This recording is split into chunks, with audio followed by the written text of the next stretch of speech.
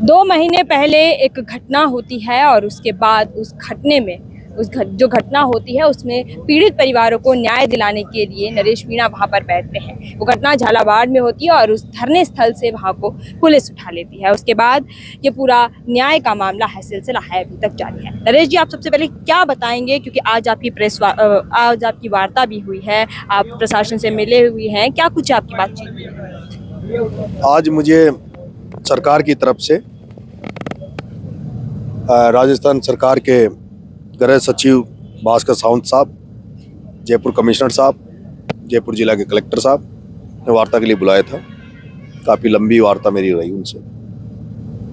अच्छे माहौल में वार्ता रही।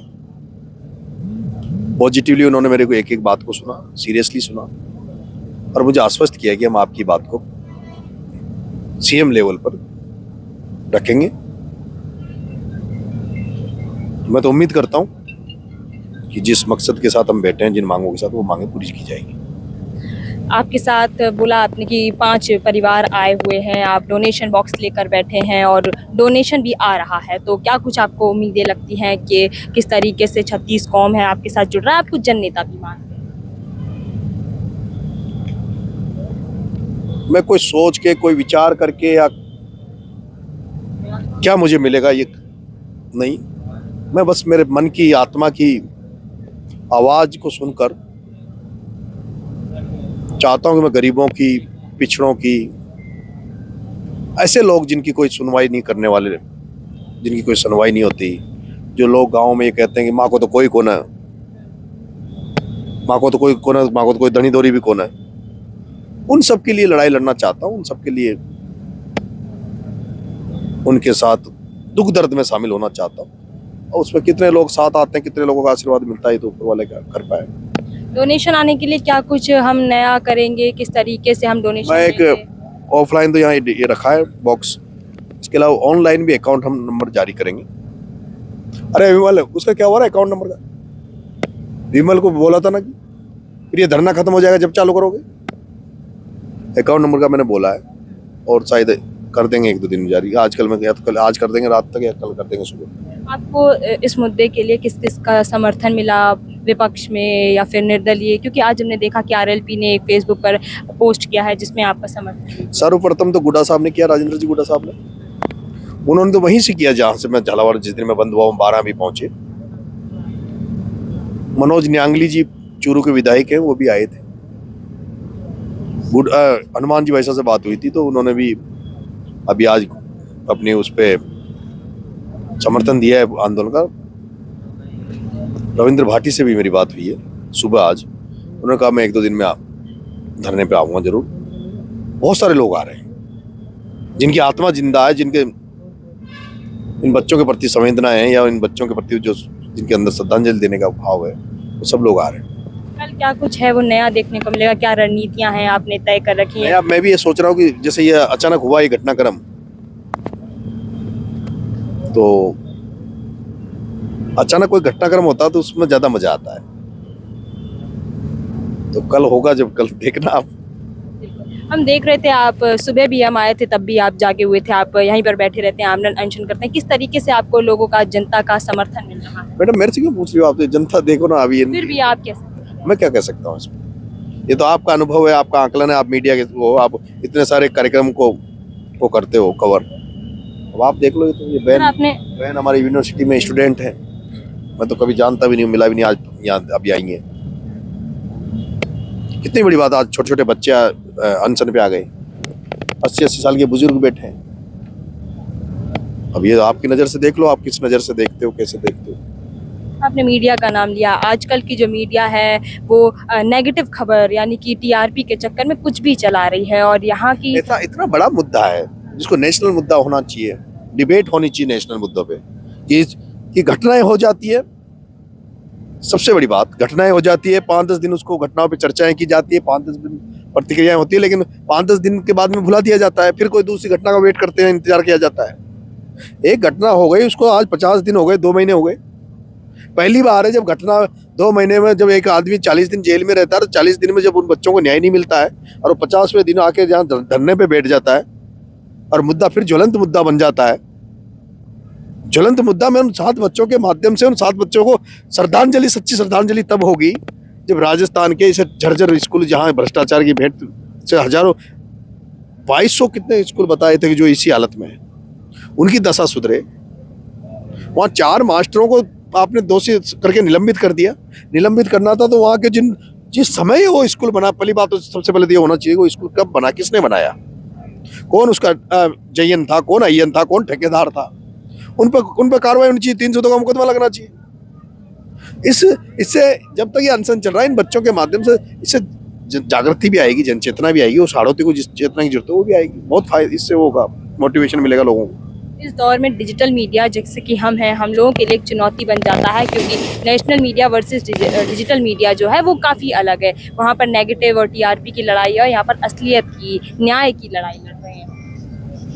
मैंने तो आज दिन भर से कहा, मैं तो कहता भी हूँ, मैं आपको जितना समय दे रहा हूँ, मैंने तो मौन धारण कर रखा, लेकिन अभी तो जो सरकार से वार्तालाप थी तो इसलिए लोगों को बताना भी जरूरी, कल बड़ी संख्या है।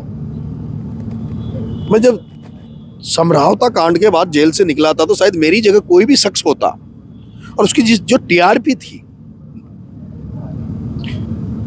मेरा जिस आईडी पे पहला जेल से निकलने के बाद स्पीच निकला,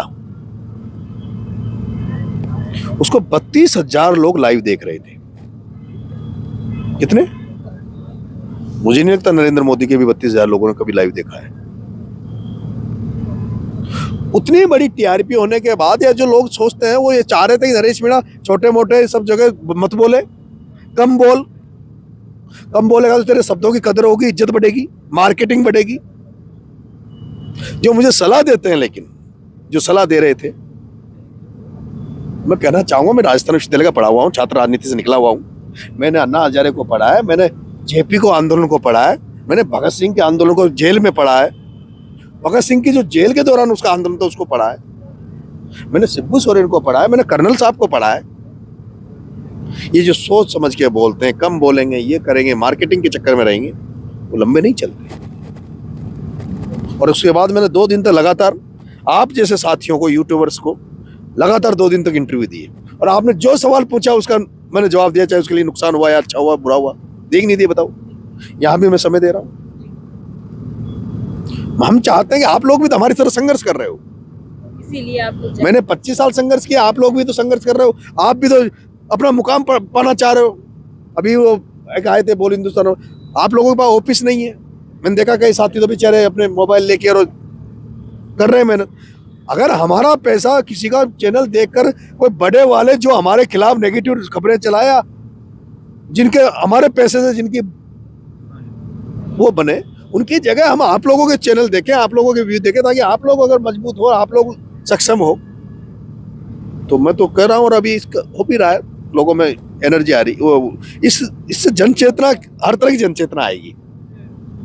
आपने कहा कि अब आप ऐसा शायद ऐसा नेता मिलेगा कि आपको जो इस तरह से नेशनल मीडिया को सरकार दे, मिलेगा क्या आपको? कोई आज दिन तक कोई बता दो हिंदुस्तान में मिला हो, हिंदुस्तान में मिला हो तो बता दो, जो नाम लेके बोल दे किसी मीडिया के खिलाफ। लेकिन नरेश मीणा तो जिस तरह से भ्रष्ट नेताओं के खिलाफ बोल रहा है, वैसे जहां जहां भ्रष्ट सिस्टम होगा, भ्रष्ट लोग होंगे, उनके खिलाफ बोलूंगा। नुकसान कितना है वो कीमत चुकाने के लिए बैठा हूं, चुका रहा हूं। बच्चों से 9 महीने मिले हो गए, बच्चों के साथ 9 महीने हो गए, घर जाए, जेल से निकला, जेल से निकल के 2 दिन जयपुर में देखा होगा आपने, फिर निकल गया सड़क पे, 14 दिन में बाद में फिर जेल में डाल दिया। जेल से निकला, आपके बीच में आ गया, जेल गया और जेल से आके आपके बीच में आ गया, आपके बीच से गया था। लड़ रहा है, ईश्वर क्या मदद करेगा, ईश्वर की कृपा है, लेकिन बाबा खाटू श्याम की कृपा है। और जिस दिन से बाबा खाटू श्याम के मैं तो बिल्कुल खत्म हो गया था, निराश हो गया था, बिल्कुल ही टूट गया था। और टूटने के बाद एक उम्मीद के साथ कोई फोन आया था, ऐसा मैसेज आया कि बाबा साहब, बाबा खाटू श्याम बुला रहा है, कसम खा रहा हूं, गया। लेकिन उसके बाद जो शक्ति मिली, ताकत मिली, मन में ताकत, आत्मा में तो ताकत था ना, आत्मबल इतना मजबूत हुआ, इतना मजबूत आत्मबल हुआ कि आज उस बाबा खाटू श्याम की कृपा है, ये सब लोगों का आशीर्वाद है। भगवान ये बनाए रखे, इनका मेरे से कोई ऐसा काम नहीं हो जो इनकी कोई गलती से मेरे से गलती नहीं हो जिससे लोगों का भरोसा टूटे, विश्वास टूटे। आपने कहा कि अब आप वार्ता करने नहीं जाएंगे, प्रशासन को यहाँ अब मैं यहीं बैठा हूँ, अब नहीं जाऊंगा। कल संभावना है ये भी हो सकती है। अब यहीं रहूंगा, भेजूंगा कोई सक्षम आदमी को, जो करेगा बात, मैं तो यहीं रहूंगा। कई देखिए बार क्या होता है, इतिहास में भी आप लोगों ने पढ़ा होगा, कई जो बड़े बड़े युद्ध हुए ना, राजा महाराजाओं के टाइम पे, इतिहास पढ़ना, उसमें वार्तालापों के समय भी धोखे हो जाते हैं। शिवाजी को बुलाया था और गिरफ्तार कर लिया, ले गए दिल्ली। पृथ्वीराज चौहान के साथ हुआ, घात हो जाते हैं। सेनापति को ही मार दिया तो सेना क्या करेगी? इसलिए अभी इसको, सेना को छोड़ के नहीं जाऊंगा, अपना दूत भेज दूंगा, वो दूत बात करेगा, दूत मजबूत दूत भेज दूंगा। तो देखिए ये थे हमारे साथ नरेश मीणा। मैंने भी इससे पहले कभी कोई इंटरव्यू नहीं लिया, बात नहीं की, लेकिन आज जब बात की तो मुझे भी लगा कुछ तो बात है नेता में, इसीलिए जननेता कहते हैं। शायद कल कुछ संभावनाएं ऐसी बन जाएं जो प्रशासन को आना पड़े, क्योंकि पीड़ित परिवारों की जो पीड़ा है वो सड़कों पर है, धरना स्थल पर है। वाकई में न्याय मिलना चाहिए। अब देखना यही होगा कि प्रशासन को चुकने में कितनी देर लगेगी। ये दूत है, वो जाएगा या प्रशासन यहाँ आएगा।